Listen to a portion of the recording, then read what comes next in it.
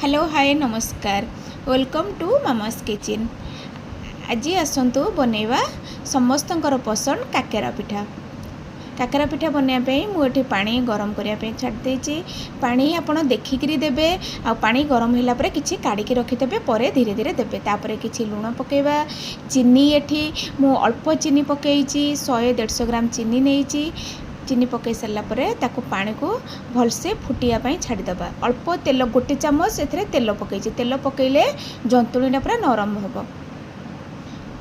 तेल पकईकी ताकू छाड़ीदबा किछ समय फुटला परे सेतरे सुजी मु अधा सुजी आउ अधा मैदा नहीं सुजी की पकईदबा। सुजी पकई सुजी की पूरा भलसे टे फुटिया छाड़ीदबा। सुजी जमती फुटीजिब से अल्प अल्प देखो धीरे धीरे पानी देकी मु जंतुची पानी देकी पानीटा जो पछरे काढ़ी रखिदबा ताकू धीरे धीरे देकी जंतीबा।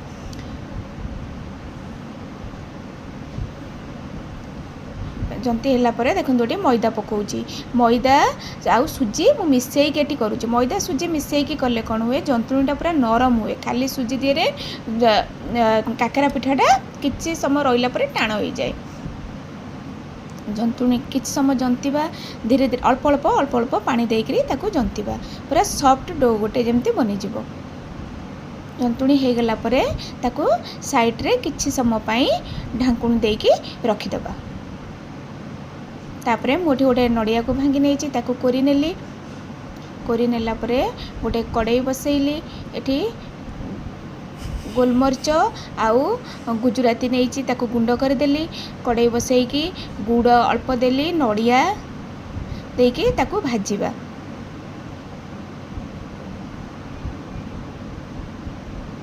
सारा परे तो गोलमरीच आउ गुजराती गुंड करथिली ताकू पकईदेली भाजा भाजी हो गला परे ताकू गोटे प्लेट को काढ़ीदबा।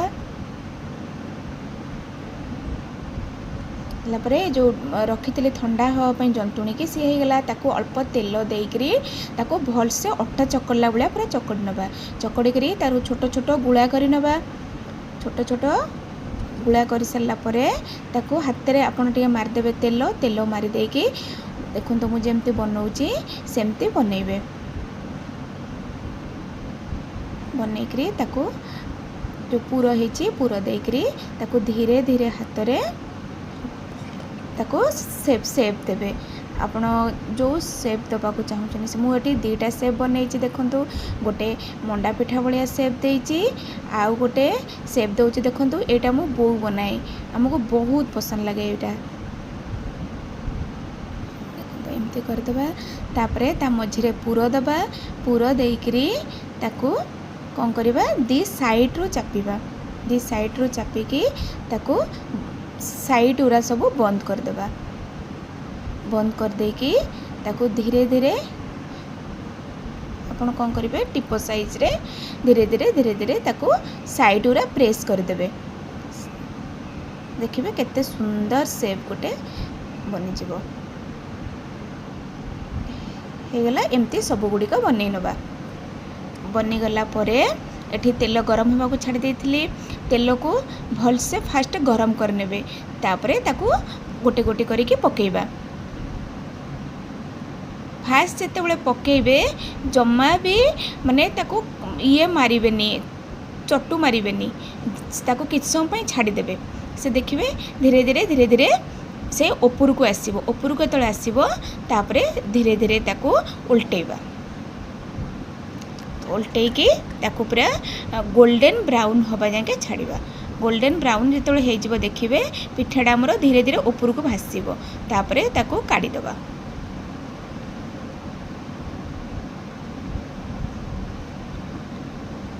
सबुजाक पिठा काढ़ी नवा